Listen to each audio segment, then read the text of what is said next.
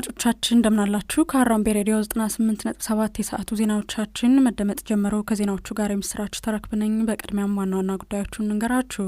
ከማረሚያ ቤት የወጡ የወንጀል ፈጻሚዎች በድጋሚ ወደ ወንጀል የመመለሳቸው ሁኔታ አሳሳቢ መሆኑ ስለመገለጹ፣ የኢትዮጵያ ብሔራዊ ጥቅም እስከ ህንድ ውቅያኖስ የሚዘልቅ መሆኑ ስለመነገሩ፣ የማዕድን ዘርፍ $5.7 ቢሊዮን ገቢ ስለማስገኘቱ፣ ከአፍሪቃና ዓለም አቀፍ ጉዳዮቻችን የኡጋንዳ ተቃዋሚ መሪ ራሳቸውን ስተው ሆስፒታል ገቡ ስለመባሉ፣ ኢራን የሆርሙዝ ወሽመጥ መከፈት በአሜሪካ ውሳኔ ላይ ይመሰረታል ስለማለቷና ሌሎችንም ይዘናል። አብራችሁን ቆዩ። ከማረሚያ ቤት የወጡ የወንጀል ፈጻሚዎች በድጋሚ ወደ ወንጀል የመመለሳቸው ሁኔታ አሳሳቢ መሆኑ ተገለጸ። በኢትዮጵያ ከማረሚያ ቤት የወጡ የወንጀል ፈጻሚዎች በድጋሚ ወደ ወንጀል የመመለሳቸው ሁኔታ አሳሳቢ መሆኑን የኢትዮጵያ የሕግና ፍትህ ኢንስቲትዩት ጥናት አመላክቷል። በጥናቱ ከተካተቱት 127 የወንጀል ድጋሚ ፈጻሚዎች መካከል 94.4 በመቶዎቹ ከ5 ዓመት በታች በሆነ ጊዜ በድጋሚ ወደ ማረሚያ ቤት መመለሳቸው ተገልጿል። ስራ አለመኖርና የገንዘብ ችግር፣ ከእስር በኋላ በቂ ክትትልና ድጋፍ አለመኖርና በማረሚያ ቤቶች በቂ የሙያና የስነ ልቦና ስልጠና አለመሰጠት የወንጀል ተደጋጋሚነት ከሚያባብሱ ምክንያቶች መሆናቸውም ተጠቅሷል። ኢንስቲትዩቱ የወንጀል ደጋጋሚዎች የተለየ ተሃድሶ ፕሮግራም እንዲኖራቸውና ከማረሚያ ቤት የሚወጡ ታራሚዎች ወደ ማህበረሰቡ እንዲቀላቀሉ የሚያግዝ ሕግ በአፋጣኝ እንዲጸድቅ ምክረ ሀሳብ አቅርበዋል። የኢትዮጵያ ብሔራዊ ጥቅም እስከ ህንድ ውቅያኖስ የሚዘልቅ መሆኑ ተገለጸ። የኢትዮጵያ ብሔራዊ ጥቅም በታላቁ ህዳሴ ግድብ ብቻ የሚወሰን ሳይሆን እስከ ህንድ ውቅያኖስ የሚዘልቅ ሰፊ መሆኑን የኢትዮጵያ አየር ኃይል ገልጿል። ይህንን የገለጹት የኢትዮጵያ አየር ኃይል ምክትል አዛዥ ብርጋዴር ጄኔራል መሰረት ጌታቸው ከኢትዮጵያ ዜና አገልግሎት ኢዜአ ጋር ባደረጉት ቃለ ምልልስ ነው። ብርጋዴር ጄኔራል መሰረት እንደገለጹት የኢትዮጵያ ሀገራዊና ቀጠናዊ ጥቅም ሰፊ በመሆኑ አየር ኃይሉ ይህንን ጥቅም ለማስጠበቅ የሚመጥን የመከላከያ አቅም ለመገንባት በትጋት እየሰራ ነው። ምክትል አዛዡ ባለጋራ ኃይሎች የቱንም ያህል ፍላጎትና ዛቻ ቢኖራቸውም የአየር ኃይሉ የመከላከል አቅም በየቀኑ እየጨመረ መምጣቱን በመረዳታቸው ጥቃት ከመሰንዘር እንደሚቆጠቡ ገልጸዋል። በተጨማሪም የአየር ኃይሉ አሁን ያለበት ደረጃ ከበርካታ የአፍሪቃ ሀገራት አየር ኃይሎች ጋር ሲነጻጸር ከፍተኛ መሆኑን ብርጋዴር ጄኔራል መሰረት ተናግረዋል። በተለይም በቴክኖሎጂ በእውቀትና ራስን ችሎ በመስራት ረገድ ኢትዮጵያ ከፍተኛ አቅም እየገነባች መሆኗንም ጠቁመዋል።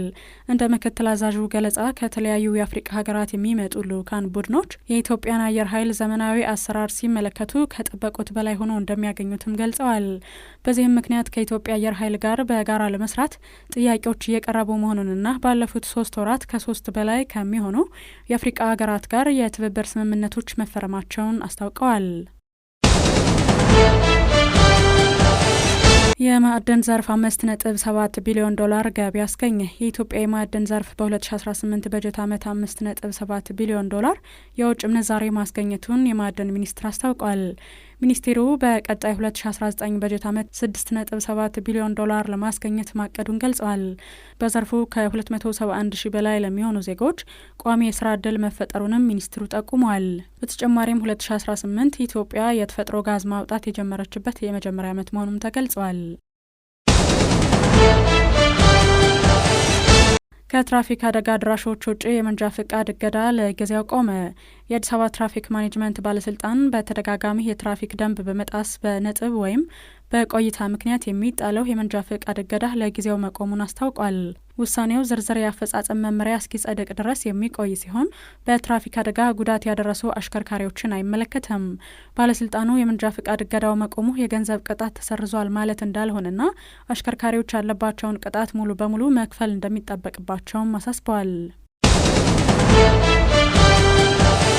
ኢትዮጵያ በቀጣዮቹ 3 ዓመታት 70 ቋንቋዎችን ዲጂታላይዝ ለማድረግ አቀደች። ኢትዮጵያ በቀጣዮቹ 3 ዓመታት 70 ቋንቋዎችን ወደ ዲጂታል ስርዓት ለማስገባት ማቀዷ ተገልጿል።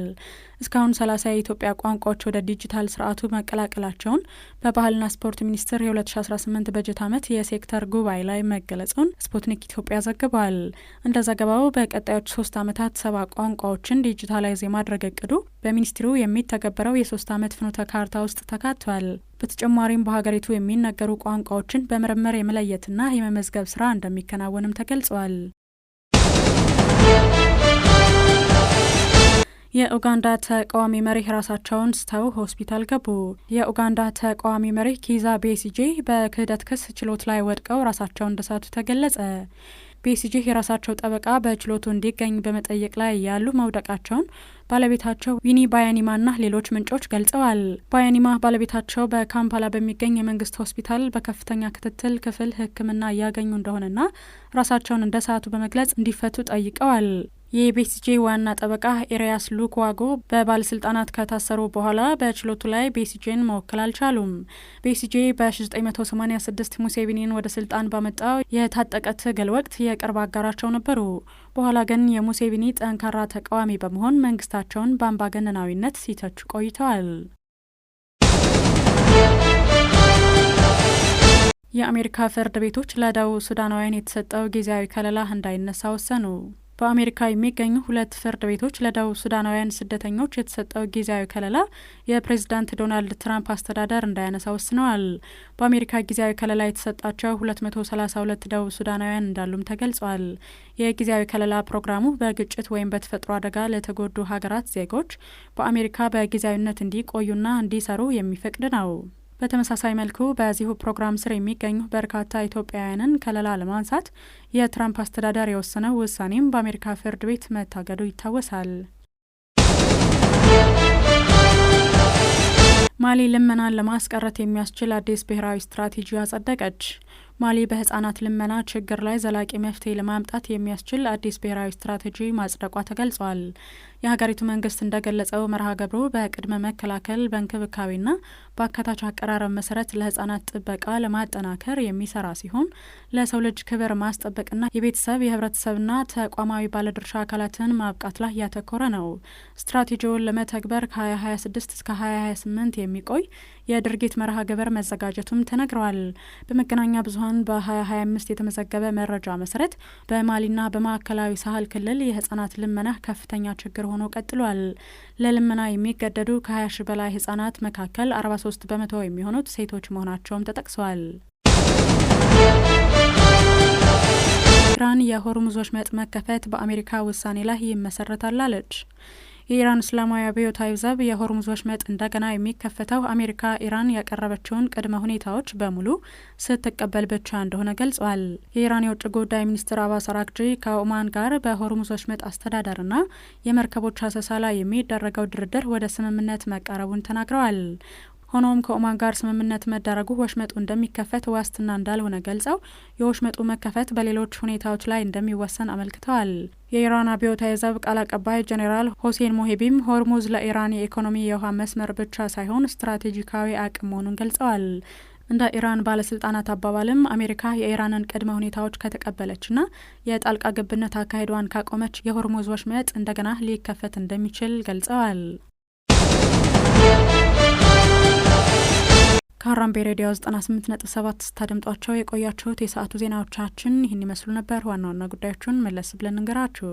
ከማረሚያ ቤት የወጡ የወንጀል ፈጻሚዎች በድጋሚ ወደ ወንጀል የመመለሳቸው ሁኔታ አሳሳቢ መሆኑ ስለመገለጹ፣ የኢትዮጵያ ብሔራዊ ጥቅም እስከ ህንድ ውቅያኖስ የሚዘልቅ መሆኑ ስለመነገሩ፣ የማዕድን ዘርፍ 5.7 ቢሊዮን ዶላር ገቢ ስለማስገኘቱ፣ የኡጋንዳ ተቃዋሚ መሪ ራሳቸውን ስተው ሆስፒታል ገቡ ስለመባሉ፣ ኢራን የሆርሙዝ ወሽመጥ መከፈት በአሜሪካ ውሳኔ ላይ የተመሰረተ ስለመሆኑ ገልጻለች የሚሉትንና ሌሎች ጉዳዮችን ስነግራችሁ ቆየን። ከዜናዎቹ ጋር የምስራችሁ ተረክበ ነበርኩኝ። የምስራችሁ የምትሰሙበት መልካም ዕለት እንዲሆንላችሁ እንመኛለን። ሌሎች ጣቢያችን ዝግጅቶች መደመጣቸውን ይቀጥላሉ።